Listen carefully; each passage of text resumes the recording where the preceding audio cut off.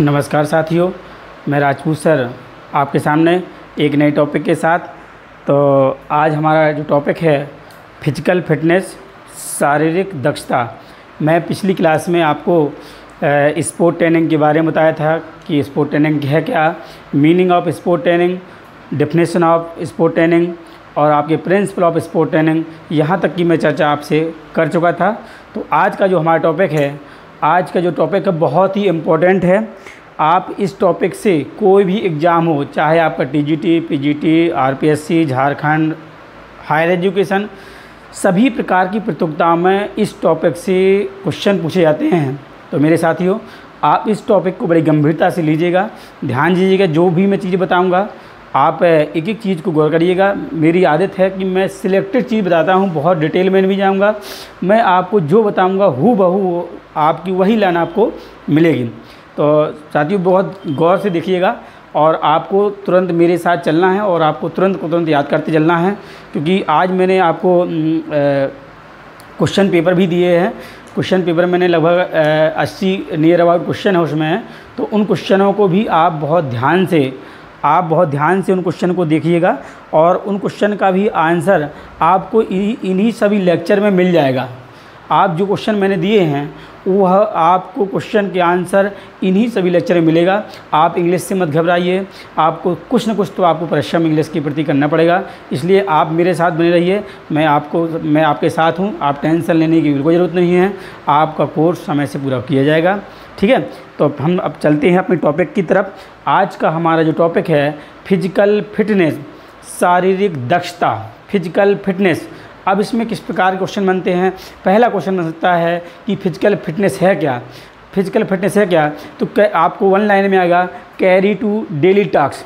Carry to daily task आएगा, carry to daily task non age. Option number 1 में wellness, physical fitness, ऐसे कुछ दे देगा। तो आपको मानना है आपका फिजिकल फिटनेस। ठीक है, यह कह सकता है daily routine work without any fatigue, तो भी क्या है हमारा फिजिकल फिटनेस। फिर कंपोनेंट पूछ सकता है कि फिजिकल फिटनेस के कंपोनेंट क्या हैं। कंपोनेंट आपके 5 कंपोनेंट हैं। आपका स्पीड है, आपका स्ट्रेंथ है, फिर स्ट्रेंथ हो गया, फिर स्पीड है, फिर आपका इंडोरेंस है, फ्लेक्सिबिलिटी है और कोऑर्डिनेटिव एबिलिटी है। तो इसमें ध्यान रखना है, पहले तो आपको पता होना चाहिए कौन कौन से हमारे कंपोनेंट हैं और कौन कौन से कंपोनेंट हैं। तो उसमें दे देता है, मान लो दे दिया कि शारीरिक दक्षता के घटक हैं। Option number 1 speed, option number 2 strength, option number 3 आपका इंडोरेंस और option number 4 all the above. तो क्या मारेंगे, ऑल द अबव। इस टाइप क्वेश्चन हो सकता है। या दे सकता है कि शारीरिक दक्षता का घटक नहीं है, फिजिकल फिटनेस कंपोनेंट नहीं है। तो दे दिया, मान लो ऑप्शन नंबर 1 में दे दिया कि बॉडी कंपोजिशन, और दूसरा दे दिया आपका स्ट्रेंथ, तीसरा स्पीड, चौथा एंडोरेंस। तो आपका बॉडी कंपोजिशन है, आपका कंपोनेंट फिजिकल फिटनेस का नहीं है। ये बॉडी कंपोनेंट जो है, बॉडी कंपोजिशन है, वो आपका हेल्थ रिलेटेड फिजिकल फिटनेस का है। ठीक है, अभी उसकी बात करूंगा, उसमें भी आपके 5 कंपोनेंट हैं। ठीक है, तो आज हम अपने टॉपिक तरफ चलते हैं। बहुत ध्यान सुनिएगा, एक एक चीज़ सुनिएगा, समझ नहीं आया तो बताइएगा। ठीक है, तो आज का हमारा जो टॉपिक है फिजिकल फिटनेस, क्या है, फिजिकल फिटनेस, शारीरिक दक्षता। क्या है हमारा टॉपिक, शारीरिक दक्षता। तो मैंने लिखा हुआ है, ठीक है, physical fitness is a daily routine work without any fatigue. बहुत इंपॉर्टेंट लाइन है कि physical fitness is a daily routine work without any fatigue. ठीक है, कि और कह रहा है कि आफ्टर डूइंग हिज वर्क, कहने का तात्पर्य है कि बिना थकान के दैनिक कार्य करने की योग्यता, बिना थकान के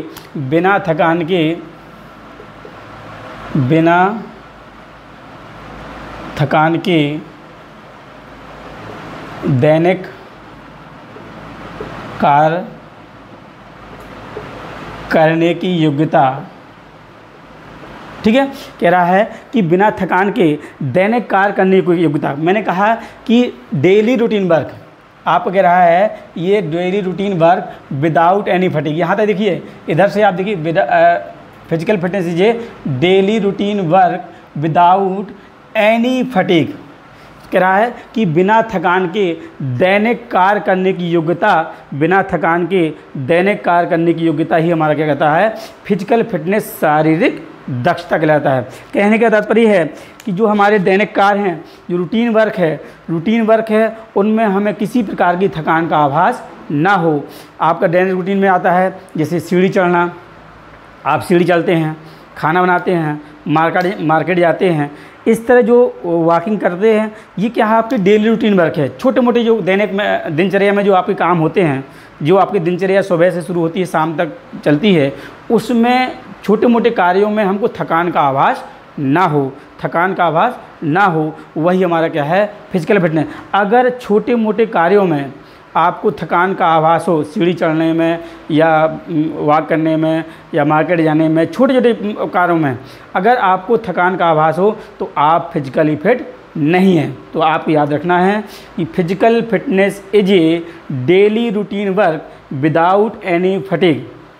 ठीक है, without any fatigue.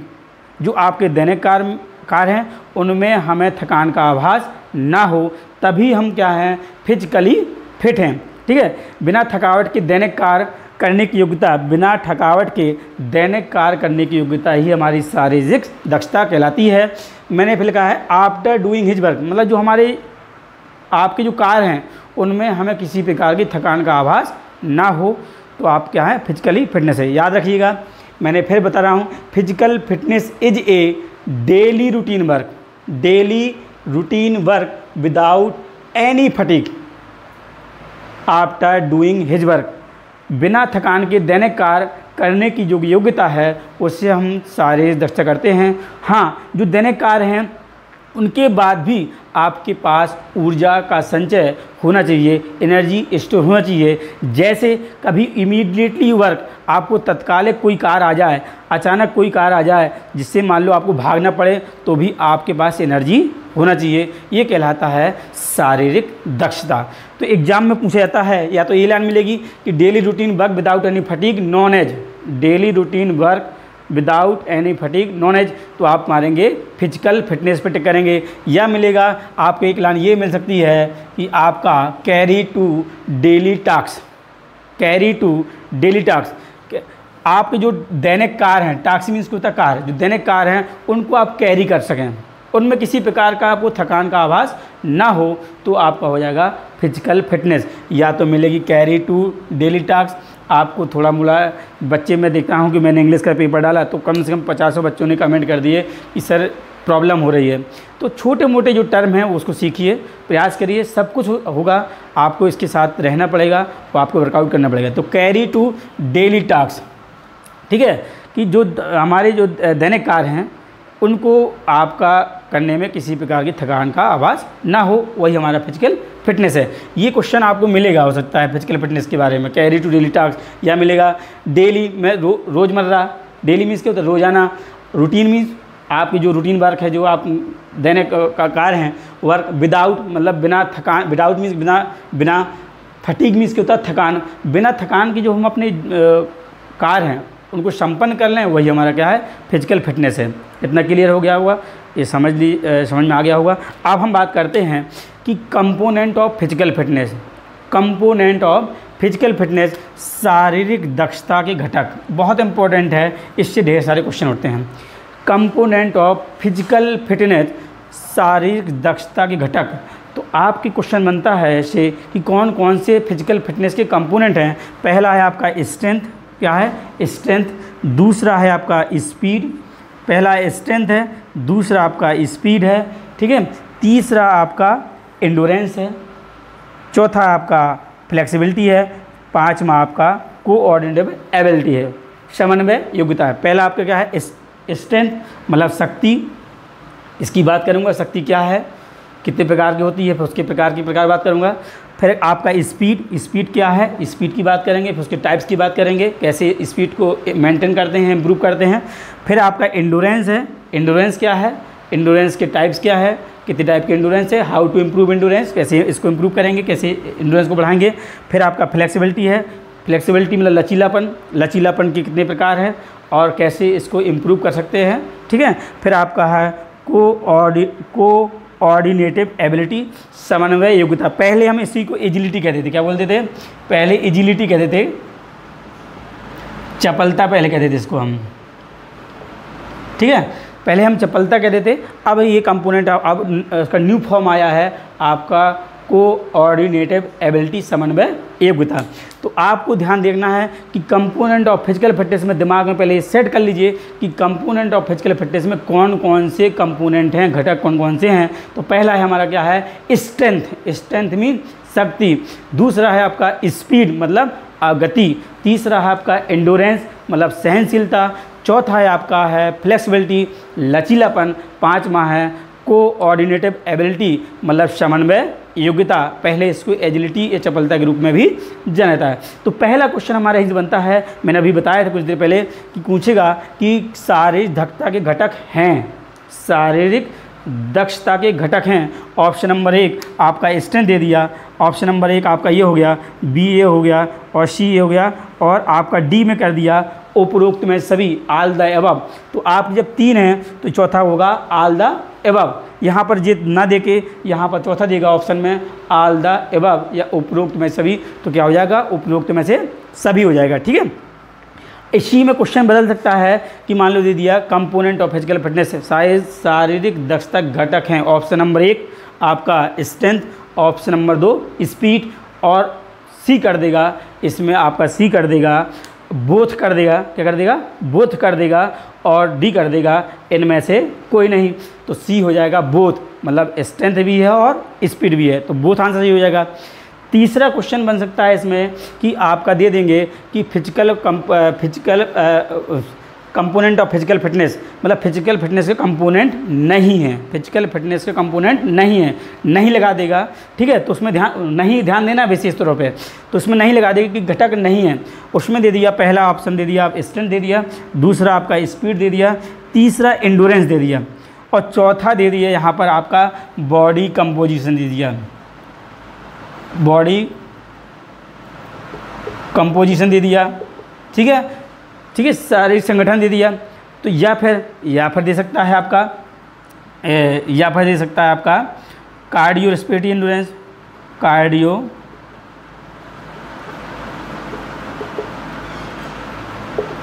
Respiratory endurance, ठीक है, कार्डियो रेस्पिरेटरी एंडोरेंस दे सकता है। तो उसमें आपको ध्यान रखना है कि आपको मैंने कहा 3 आपका स्ट्रेंथ, स्पीड, एंडोरेंस, 3 आपके शारीरिक दक्षता घटक हैं। चौथा आपका दे दिया बॉडी कंपोजिशन दे दिया। तो आपका बॉडी कंपोजिशन किसका घटक है? वो आपका हेल्थ रिलेटेड फिजिकल फिटनेस का है, तो आपका यही आपका घटक नहीं होगा।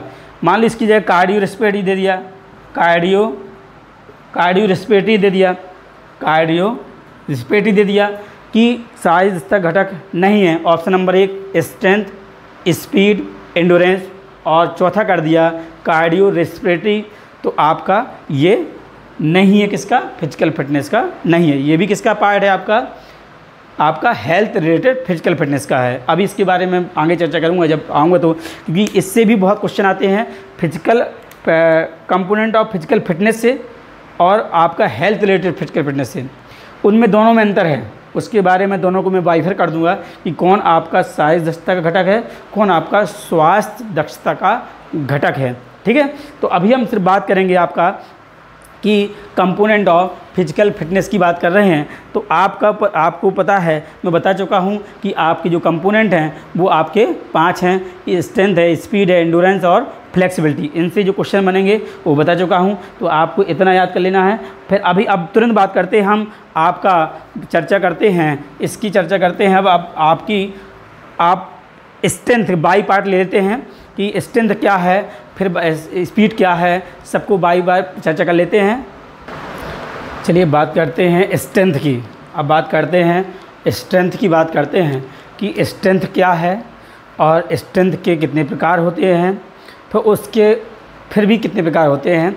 अब देखिए हम बात करेंगे स्ट्रेंथ, बहुत इंपॉर्टेंट क्वेश्चन है, इससे भी क्वेश्चन आपको आता रहता है कि स्ट्रेंथ क्या है, उसको आप ध्यान से देखिए। तो मैंने देखिए लिखा हुआ है कि strength is the ability of muscles. अगर आप एक डेफिनेशन क्लियर कर लेंगे तो इसके जो सब पार्ट हैं, वो भी आपको क्लियर हो जाएंगे। मतलब सब डिवीज़न हुआ है, मेन पार्ट फिर उसके बाद पार्ट हुए हैं, तो अगर मेन पार्ट क्लियर हो जाएगा तो उसके जो पार्ट हैं वो भी क्लियर हो जाएंगे। तो strength is the ability of muscles, strength is the ability of muscles to overcome resistance. मैं इसको बाई पार्ट में कर ले रहा हूँ कि strength is the ability of muscles, कह रहा है कि strength is the ability of muscle to overcome resistance to act against resistance. तो कहने का तात्पर्य है कि किसी प्रतिरोध को पार करने की योग्यता, किसी प्रतिरोध के विरुद्ध कार्य करने की योग्यता या किसी प्रतिरोध को पार करने की योग्यता ही हमारी शक्ति कहलाती है। देखिए, प्रतिरोध का सामना करने की योग्यता, प्रतिरोध क्या है आपका, कहा गया है एक्ट अगेंस्ट रेजिस्टेंस, ठीक है। जो रेजिस्टेंस क्या है, रेजिस्टेंस मिलता है प्रतिरोध, ठीक है। किसी भी प्रतिरोध के विरुद्ध, अगेंस्ट मीन्स क्या होता है विरुद्ध, किसी प्रतिरोध के विरुद्ध या किसी अवरोध के विरुद्ध कार्य करने की योग्यता ही शक्ति कहलाती है। मैं फिर देखिए, strength the ability of muscles, इतनी हो जाएगा एबिलिटी ऑफ मसल्स, मांसपेशियों की वह योग्यता टू ओवरकम रेजिस्टेंस, जो किसी प्रतिरोध को पार करती है। ओवरकम मीन्स पार करना, रेजिस्टेंस मीन्स अवरोध या प्रतिरोध। किसी प्रतिरोध को पार करने की योग्यता ही आपकी शक्ति कहलाती है, या किसी अवरोध के विरुद्ध कार्य करने की योग्यता शक्ति कहलाती है। Strength is the ability of muscles, strength is the ability of muscles to overcome resistance, overcome means पार करना, ठीक है। रेजिस्टेंस मीन्स अवरोध को पार करने की योग्यता ही आपकी शक्ति कहलाती है। To act against resistance, to act means आपका अगेंस्ट मीन्स विरुद्ध, ठीक है। किसी प्रतिरोध के विरुद्ध, या कह सकते हैं किसी प्रतिरोध के विरुद्ध कार्य करने की योग्यता शक्ति कहलाती है। जैसे आप कोई डंबल ले लीजिए, डंबल एक्सरसाइज करते हैं आप। अब डंबल क्या है हमारा, अवरोध है, क्या है, रेजिस्टेंस है।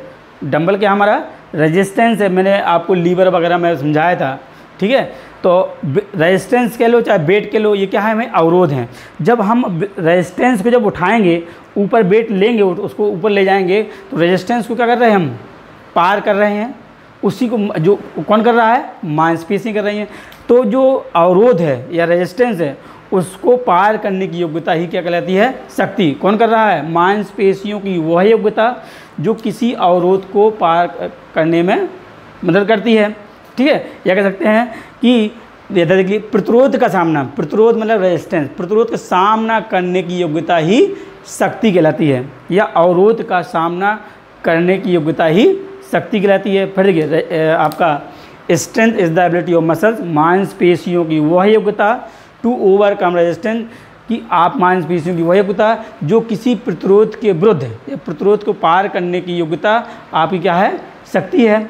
Strength the ability of muscles to overcome resistance, किसी अवरोध को पार करना। आपका बॉडी वेट क्या है, एक अवरोध है। अगर इसको उठाना है ऊपर, कौन उठाएगा, मांसपेशियाँ तो ऊपर उठाएंगी, मांसपेशियाँ आप क्या करेंगी, ऊपर उठाएंगी।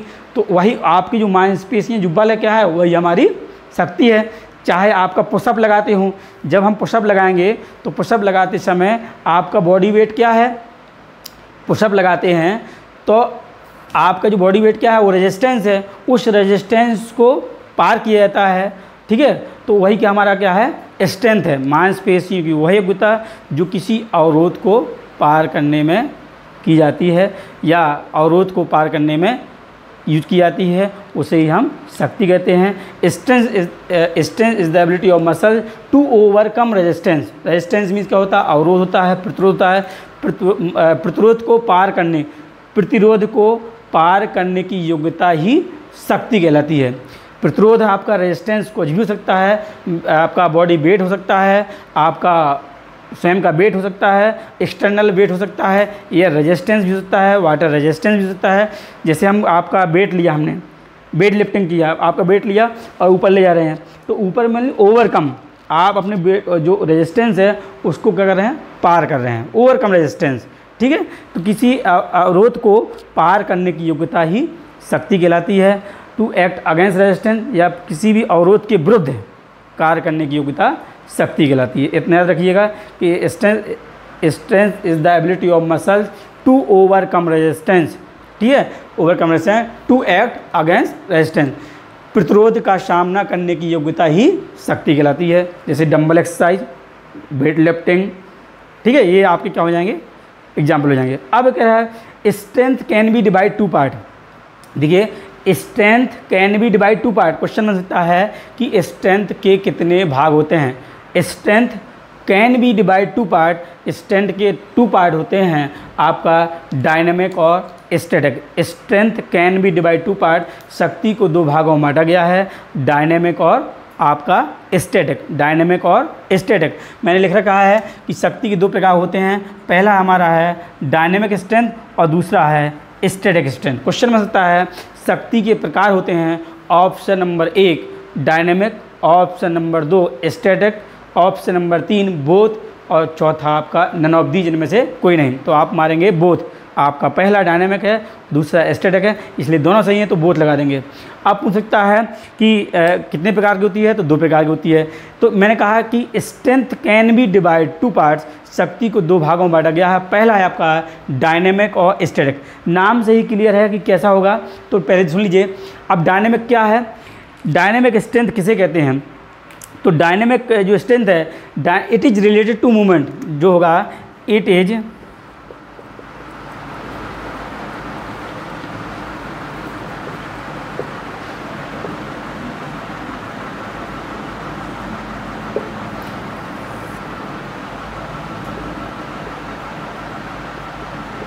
यह गति से संबंधित होती है, गति से संबंधित है, ठीक है, ये गति संबंधित है। मैंने कहा कि जो डायनेमिक मतलब होता है आपका, क्या होता है, मोशन। किस क्या होता है, इसमें आपका विथ ए मोशन होगा। क्या होगा, विथ ए मोशन।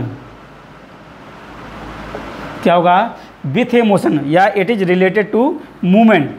आपको पूछ सकता है कि डायनेमिक स्ट्रेंथ क्या है, तो डायनेमिक स्ट्रेंथ इज, परिभाषा सेम होगी, strength is the ability of muscles to overcome resistance, it is related to movement. बस इसमें जोड़ जाता है कि it is related to movement, यह गति से संबंधित है। यह इस प्रकार की शक्ति है जो आपकी गति से संबंधित है, इसमें गतियाँ होती हैं, ठीक है, कह सकते हैं विथ ए मोशन। ये जो शक्ति है वो आपका गति के साथ होती है, ठीक है। तो आप याद रखना है कि डायनेमिक स्ट्रेंथ क्या है, डायनेमिक स्ट्रेंथ क्या, strength is the ability of muscle to overcome resistance with a motion, या कह सकते हैं it is related to movement. जो डायनेमिक है वो आपका किससे रिलेटेड है, आपके मोशन से रिलेटेड है। किससे रिलेटेड है, मूवमेंट से रिलेटेड है, और कह सकते हैं विथ ए मोशन। इसे हम क्या कहते हैं, इसी को आपको बोल सकते हैं आपका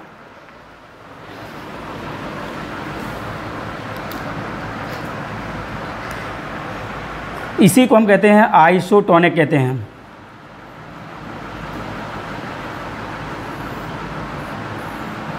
क्या बोलते हैं, आपका ये क्वेश्चन केबीएस में आया था कि आपका डायनेमिक स्ट्रेंथ नॉन एज कि आपकी गतिशील शक्ति को भी कहा जाता है डायनेमिक स्ट्रेंथ को कहा जाता है, डायनेमिक स्ट्रेंथ को आइसोटोनिक कहा जाता है। क्या कहता है, आइसोटोनिक।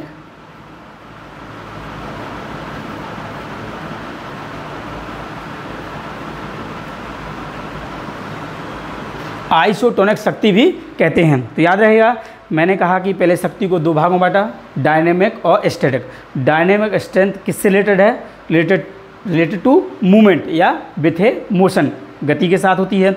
अब इसे किस नाम से जानते हैं, तो इसे हम कहते हैं आइसोटोनिक। क्या कहते हैं, आइसोटोनिक कहते हैं। किसे कहते हैं, आपको dynamic strength known as isotonic या आइसोटोनिक शक्ति कहते हैं, ठीक है। अब इसमें इसके भी 3 पार्ट हैं, मैंने इधर लिख रखा है कि आपका dynamic strength can be divide to 3 part. Dynamic strength can be divide to 3 part. अब देख लीजिए इधर, ध्यान से देखिएगा, ये डायनेमिक स्ट्रेंथ है, इसके 3 भाग हैं, 1 2 3। Dynamic strength can be divide 3 part. गतिशील शक्ति को 3 भागों में बांटा गया है। नंबर 1 मैक्सिमम स्ट्रेंथ, नंबर 2 आपका explosive strength, number 3 strength endurance. Maximum को अधिकतम शक्ति कहते हैं, एक्सप्लोसिव को विस्फोटक शक्ति कहते हैं, और स्ट्रेंथ एंड्योरेंस को शक्ति सहनशीलता। क्वेश्चन में सकता है कि डायनेमिक स्ट्रेंथ के कितने भाग होते हैं। तो डायनेमिक स्ट्रेंथ के 3 भाग होते हैं। कितने भाग होते हैं? 3 भाग।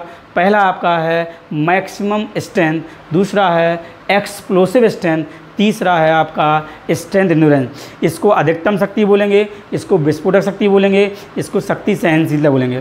ठीक है। क्वेश्चन में सकता है कि डायनेमिक स्ट्रेंथ के भाग होते हैं 3। डायनेमिक स्ट्रेंथ के भाग हैं, option number 1 maximum strength, option number 2 explosive strength, option number 3 strength endurance, और आपका चौथा होगा ऑल द अबव। तो मारेंगे ऑल द अबव। इसी में दे सकता है कि डायनेमिक स्ट्रेंथ का पार्ट नहीं है, तो नहीं आपका एक आध कोई और जुड़ जाएगा, तो वो पार्ट नहीं होगा। 3 आपके होंगे, चौथा जो होगा वो नहीं होगा। तो dynamic strength can be divide 3 part, maximum strength, explosive strength और स्ट्रेंथ। अब इसके बारे में बात करूंगा कि मैक्सिमम स्ट्रेंथ क्या है, कितनी इंटेंसिटी होगी इसमें, एक्सप्लोसिव क्या है, उसमें कितनी इंटेंसिटी है, स्ट्रेंथ एंड्योरेंस है, उसमें कितनी इंटेंसिटी है। ठीक है। तो ये समझ में आ गया। डायनेमिक स्ट्रेंथ पहला याद रखना है कि सेम आपकी डिफिनेशन है, strength is the ability of muscles to overcome resistance, it is related to movement, it is related to movement, यह मूवमेंट या गति संबंधित है विथ ए मोशन। ठीक है। इसके 3 भाग होते हैं। पहला आपका अधिकतम शक्ति, दूसरा है आपका विस्फोट शक्ति, तीसरा है आपका शक्ति सहनशीलता। क्लियर। अब चलते हैं दूसरे पार्ट पे। आपका दूसरे पार्ट चलते हैं। आपका दूसरा है स्टैटिक स्ट्रेंथ। स्टैटिक स्ट्रेंथ आपके नाम से ही क्लियर है, इस नाम से ही क्लियर है आपका स्थिर शक्ति। क्या है? स्थिर शक्ति। देखिए थोड़ा सा हम वापस फिर चलते हैं डायनेमिक पे। डायनेमिक में एक एग्जांपल समझ लीजिए। मैंने कहा डायनेमिक स्ट्रेंथ को आइसोटोनिक कहते हैं। क्या कहते हैं? आइसोटोनिक। आइसोटोनिक जो इसके एग्जांपल होंगे जैसे डंबल एक्सरसाइज है, पुलअप्स है, पुशअप हैं, जिसमें मूवमेंट हो, पुलअप है, पुशअप है, डंबल एक्सरसाइज हैं, कैलिस्थेनिक एक्सरसाइज हैं, जो भी आपकी एक्सरसाइज रिलेटेड टू मूवमेंट हो, जिसमें गति होगी, वो आपके डायनेमिक में आ जाएंगे। ठीक है। आपका डंबल, कैलिस्थेनिक, पुलअप्स, ये पुशअप, ये सारी एक्सरसाइज किस में डायनेमिक में। डायनेमिक को कहा मैंने आइसोटोनिक कहा। इसके भी 2 पार्ट हैं। आइसोटोनिक में आपका 2 होता है, कॉन्सेंट्रिक और इसेंट्रिक। एक बार सुन लीजिए इसको भी थोड़ा सा, अभी आगे भी फिर बताऊँगा, तब भी सुन लीजिए। आपके इसके 2 पार्ट हैं।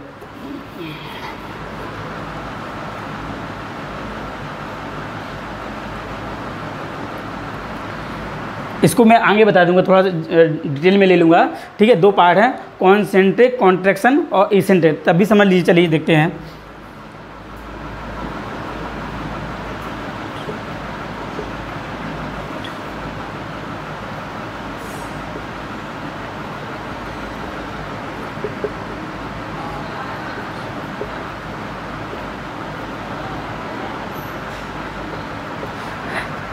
आइसोटोनिक के 2 पार्ट हैं आपका, कॉन्सेंट्रिक कॉन्ट्रैक्शन, इसेंट्रिक कॉन्ट्रैक्शन।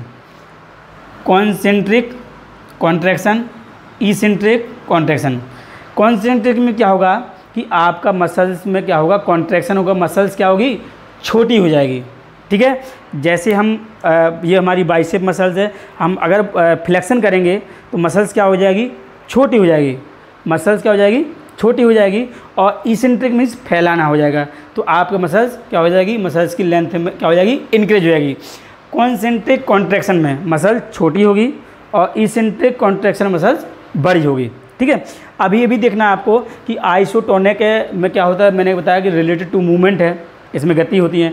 इसमें मसल्स का छोटा होना, बड़ा होना पाया जाता है। मांसपेशी ड्यूरिंग कॉन्ट्रैक्शन, जब हम संकुचन करते हैं तो मांसपेशी छोटी हो जाती है, जब हम रिलैक्स करते हैं तो मांसपेशी पुनः अपनी वही हुआ अवस्था में आ जाती है।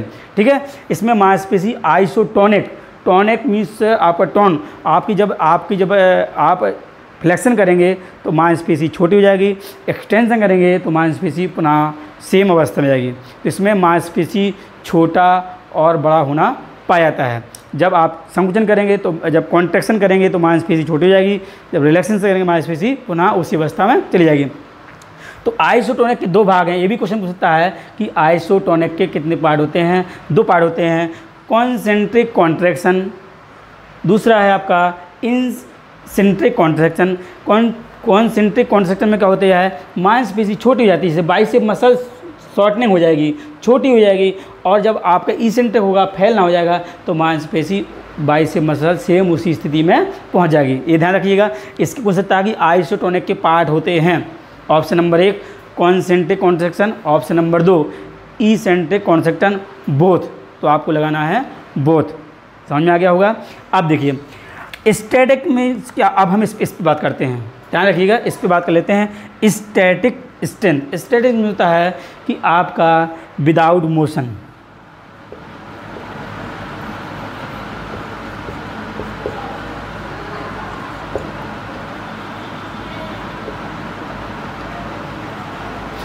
देखिए ध्यान रखिएगा, मैंने इसमें लिखा है विदाउट मोशन, उसमें था विथ ए मोशन था, डायनेमिक में क्या था विथ ए मोशन, इसमें क्या है विदाउट मोशन, इसमें गति नहीं होती है। इसको हम आपका आइसोमेट्रिक भी कहते हैं। क्या कहते हैं? इसको हम आइसोमेट्रिक भी कहते हैं। क्या कहते हैं? इसे हम isometric,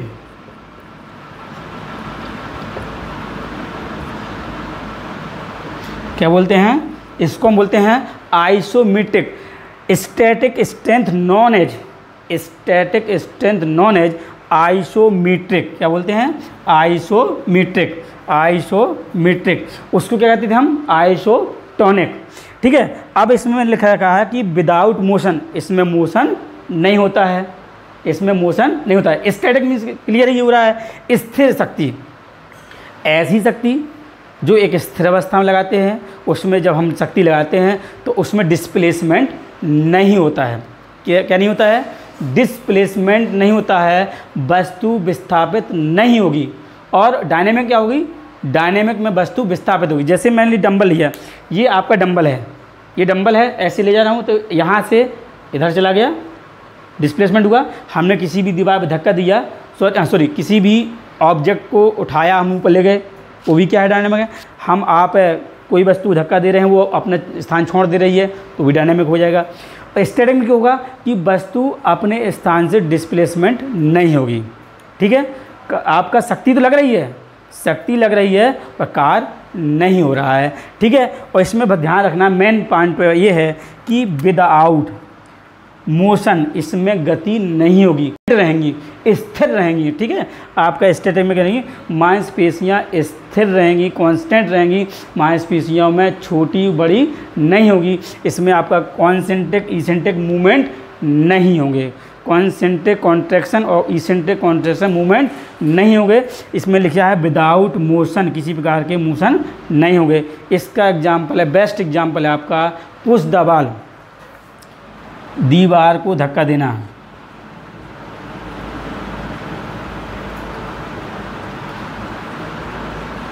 push the ball, push the ball, दीवार को धक्का देना। इसमें क्वेश्चन आ सकता है कि दीवार को धक्का देना किस प्रकार की शक्ति कहलाती है? तो आइसोमेट्रिक, आइसोमेट्रिक। दीवार को धक्का देना कौन शक्ति है? आइसोमेट्रिक। डंबल करना आइसोटोनिक, पुलअप लगाना पुशअप लगाना, ये क्या है? आइसोटोनिक। जिसमें मोशन हो वो टॉनिक है, जिसमें विदाउट मोशन हो आपका, जैसे हम इसको दीवार को धक्का दे रहे हैं, जैसे मान लीजिए ये है, अब मैं इसको धक्का दे रहा हूँ, इसका डिस्प्लेसमेंट हो रहा है दीवार का? नहीं हो रहा ना, बट हम शक्ति तो लगा रहे हैं, शक्ति लगा रहे हैं। यहाँ पर मसल छोटी बड़ी हो रही है? नहीं हो रही। तो आइसो क्या हो जाएगा? मीट्रिक हो जाएगा, आइसोमेट्रिक, विदाउट मोशन। इसमें मांसपेशियाँ छोटी बड़ी नहीं होंगी, आपकी मसल्स कॉन्स्टेंट होगा, टोन डेवलप होगा, बस मांसपेशी छोटी बड़ी नहीं होंगी। तो याद क्या रखना है? पहला है विदाउट मोशन, आइसोमेट्रिक। ठीक है। एग्जाम्पल पुश द बॉल या होल्डिंग द वेट, वेट को आप होल्ड किए, होल्डिंग कंडीशन हो जाएगी तो आपका मीट्रिक है। बस दीवार का धक्का देना आप याद रखें, पुश द बॉल। एग्जाम्पल किसका है? आइसोमेट्रिक का है। ठीक है, तो आप इनको देख लीजिए, आप लगभग वो मेरे अंदाज से समझ में आ गया होगा। तो अब हम बात करते हैं आगे, हम बात करेंगे अगली क्लास में बात करेंगे कि आपके डायनेमिक स्ट्रेंथ के 3 भाग हैं, मैक्सिमम, एक्सप्लोसिव और आपका स्ट्रेंथ एंडुरेंस। इसके बारे में डिटेल चर्चा करूंगा, समझ में आएगा, गारंटी है। आप हमारे साथ बने रहिएगा। Thank you so much.